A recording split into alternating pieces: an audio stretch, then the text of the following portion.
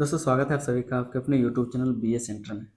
यहाँ पर हम लोग पॉलिटिकल साइंस का एक इम्पोर्टेंट क्वेश्चन देखेंगे कि लोक प्रशासन की परिभाषा दें एवं लोक प्रशासन और व्यक्तिगत प्रशासन के बीच भेदों को स्पष्ट कीजिए।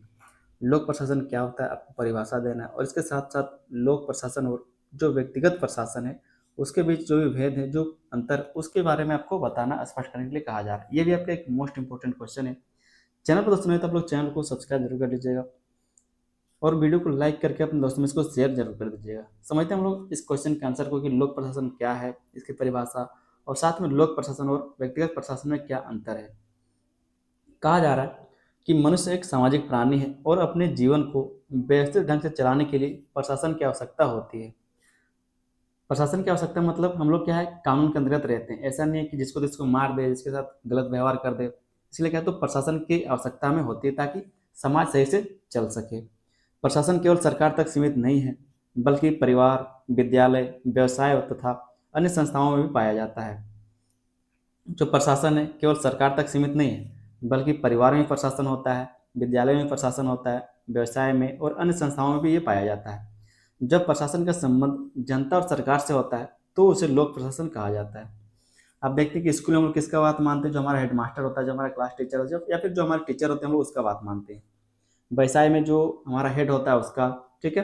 परिवार में जो हमारा परिवार का मुखिया होता है उसका, जो संस्थाएं होती है संस्थाओं में जो हेड होता है उसका बात हम लोग मानते हैं। उसी तरह से जब प्रशासन का संबंध जनता और सरकार से होता है तो उसे लोक प्रशासन कहा जाता है। जबकि किसी व्यक्ति या फिर निजी संस्था द्वारा अपने हितों के लिए किया जाने वाला प्रशासन व्यक्तिगत प्रशासन कहलाता है। वहीं जो दूसरी ओर किसी भी व्यक्ति या फिर निजी संस्था द्वारा अपने हितों के लिए जो प्रशासन किया जाता है उसी को व्यक्तिगत प्रशासन कहा जाता है। अब हम आपको थोड़ा सा अपने हिसाब से समझाने की कोशिश करते हैं। जैसे जब सरकार और जनता के बीच में कोई काम होता है तो उसको बोलते हैं लोक प्रशासन, ठीक है। क्या बोलते हैं उसको? लोक प्रशासन। वहीं पर मान लीजिए कोई भी जैसे टाटा कंपनी हो गया, ठीक है, या फिर रिलायंस कंपनी हो गया, तो वो क्या अपने फायदे के लिए काम करवाता है, अपने फायदे के लिए वो काम करता है। तो वो क्या होगा? व्यक्तिगत प्रशासन। वो अपने हिसाब से सब कुछ क्या करेगा? निर्णय लेगा। तो वही बात यहाँ पर कहा जा रहा है कि जब प्रशासन का संबंध जनता और सरकार से होता है तो उसे लोक प्रशासन कहते हैं। और वहीं पर जब किसी व्यक्ति या फिर निजी संस्था द्वारा अपने हितों के लिए किया जाने वाला जो प्रशासन है उसको व्यक्तिगत प्रशासन कहा जाता है। जब वो अपने हित के लिए प्रशासन करता है, लोगों को दिशा निर्देश देता है, लोगों को काम करने के लिए कहता है, तो वो क्या होता है? निजी प्रशासन कहलाएगा। लोक प्रशासन का अर्थ और परिभाषा हम लोग यहाँ पर देखते हैं। लोक प्रशासन दो शब्दों से मिलकर के बना है, लोक और प्रशासन। लोक का अर्थ होता है जनता या फिर सार्वजनिक, और प्रशासन का अर्थ होता है कार्य या फिर कार्य का प्रबंधन या फिर उसका संचालन करना। प्रबंध करना या फिर संचालन करना क्या कहलाता है? प्रशासन कहलाता है। यही है आपका लोक प्रशासन का अर्थ। अगर आसान भाषा में इसको कहे तो सरकार द्वारा जनता के कल्याण के लिए बनाई गई नीतियों, योजनाओं और कार्यक्रमों को लागू करने की जो प्रक्रिया है उसको लोक प्रशासन कहते हैं। सरकार के द्वारा कोई भी नीति बनाया जाता है, कोई भी योजना बनाया जाता है, तो उसको जो लागू करने की प्रक्रिया होती है, जिस भी अधिकारी के द्वारा, जिस भी अधिकारी के अंतर्गत उस प्रक्रिया को लागू किया जाता है, वही आपका लोक प्रशासन होता है। ठीक है। विद्वानों की तरह कुछ प्रमुख परिभाषाएं की गई, उसको समझ लेते हैं। ये परिभाषा हम पहले भी लिखे थे, इस बार इसमें भी लिखा हुआ है, तो आप दोनों में सेम लिख सकते हैं। पहले जो विद्वान है वो है वुड्रो विल्सन के अनुसार। ये क्या कहते हैं लोक प्रशासन को लेकर के, उसको समझिए। कहा जा रहा है कि लोक प्रशासन कानून को विस्तृत और व्यवस्थित रूप से लागू करने की प्रक्रिया है। जो कानून है, जो योजनाएं हैं, उसको विस्तृत और व्यवस्थित रूप से लागू करने का एक प्रक्रिया है लोक प्रशासन। और वुड्रो विल्सन को लोक प्रशासन का जनक भी माना जाता है। तो ये चीज आप लोग लिख लीजिएगा। दूसरे विद्वान वो है L D white. L D white ये क्या कहते हैं कि लोक प्रशासन में वे सभी कार्य सम्मिलित होते हैं जिनका उद्देश्य सार्वजनिक नीतियों को पूरा करना या फिर लागू करना होता है। ये चीज भी हम आपको जब पहला क्वेश्चन बता रहे थे लोक प्रशासन का अर्थ, प्रकृति और क्षेत्र, उस टाइम में आपको बताए थे कि एल डी वाइट कहते हैं कि लोक प्रशासन वे सभी कार्य सम्मिलित होते हैं। लोक प्रशासन में क्या, तो वो सभी काम सम्मिलित होता है जिनका उद्देश्य क्या होता है, तो सार्वजनिक नीतियों, मतलब ऐसा नीति जो सभी के लिए लागू करना हो या फिर उसको पूरा करना हो, वही आपका लोक प्रशासन कहलाता है। आगे दोस्तों हम लोग लोक प्रशासन और व्यक्तिगत प्रशासन में कुछ अंतर को भी समझेंगे। यही आपके क्वेश्चन में पूछा गया था कि लोक प्रशासन की परिभाषा दें एवं लोक प्रशासन और व्यक्तिगत प्रशासन के बीच भेदों को स्पष्ट कीजिए। फिर भेद पूछे या फिर अंतर पूछे, दोनों एक ही बात है। कहा जा रहा है कि यद्यपि दोनों का संबंध प्रबंधन और संगठन से है, फिर भी दोनों के उद्देश्य, कार्य प्रणाली तथा उत्तरदायित्व में काफी अंतर होता है। दोनों का संबंध क्या है, तो प्रबंधन से और संगठन से है। मतलब दोनों ही, चाहे वो निजी हो या फिर लोक प्रशासन हो, दोनों में क्या होता है, प्रशासन ही करना है, प्रबंधन ही करना है। ठीक है, संचालन ही करना है। लेकिन दोनों में क्या है, तो अंतर है, कार्य करने में अंतर है, उद्देश्य में अंतर है, उत्तरदायित्व में अंतर है। ठीक है, तो उस चीज को यहाँ पर हम लोग देखेंगे।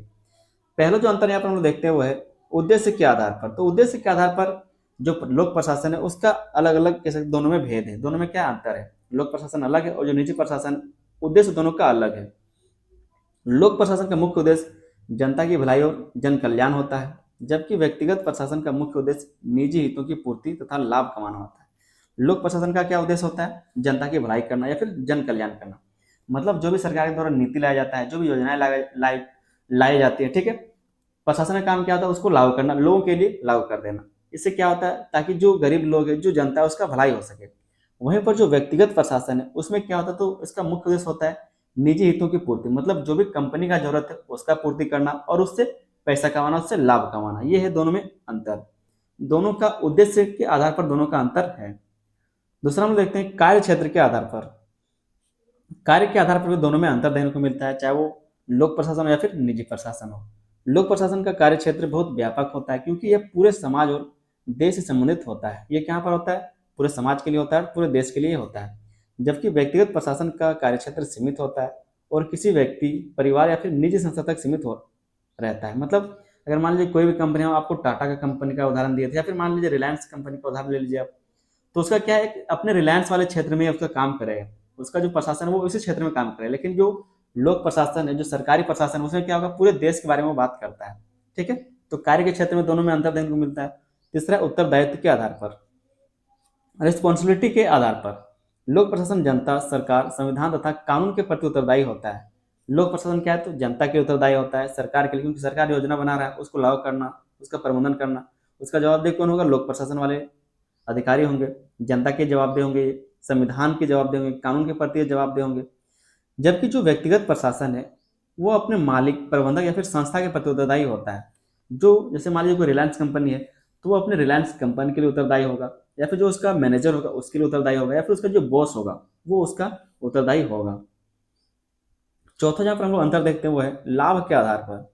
लोक प्रशासन का उद्देश्य लाभ कमाना नहीं होता, बल्कि जनता को सेवाएं प्रदान करना होता है। जो लोक प्रशासन होता है उसका उद्देश्य क्या है, तो लोगों का भलाई करना।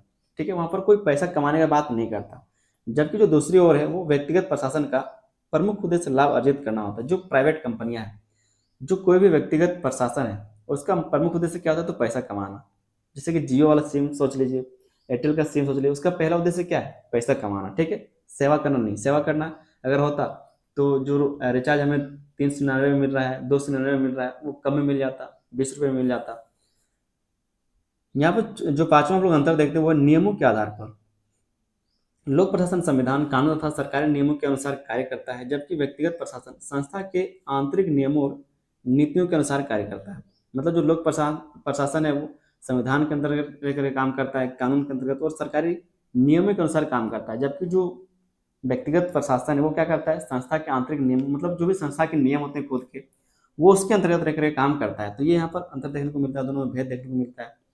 छठा यहाँ पर हम लोग पॉइंट देखते हुए निर्णय लेने के आधार पर। दो में निर्णय, जो लोक प्रशासन है और जो निजी प्रशासन, दोनों में निर्णय लेने का जो प्रक्रिया है वो अलग अलग है। लोक प्रशासन में निर्णय लेने की प्रक्रिया अपेक्षाकृत धीमी होती है, क्योंकि अनेक नियमों और प्रक्रियाओं का पालन करना पड़ता है। जबकि व्यक्तिगत प्रशासन में निर्णय जल्दी लिए जाते हैं। जो सरकारी काम है उसमें बहुत सारे अधिकारी होते हैं, बहुत सारे क्या होते हैं, फाइल होते हैं, बहुत सारे स्तर होते हैं, वहाँ से पार करने के बाद नियम लागू किए जाते हैं। जबकि जो निजी प्रशासन है वहाँ पर क्या होता है, तुरंत अगर कंपनी का मालिक बोल रहा है ये काम करो तो वो लागू हो जाएगा। सातवां जहाँ पर हम लोग भेद देखते हुए है वित्त के आधार पर। लोक प्रशासन के लिए धन का प्रबंधन करों, शुल्कों तथा सरकारी आय से किया जाता है, जबकि व्यक्तिगत प्रशासन निजी पूंजी और व्यवसायिक आय पर आधारित होता है।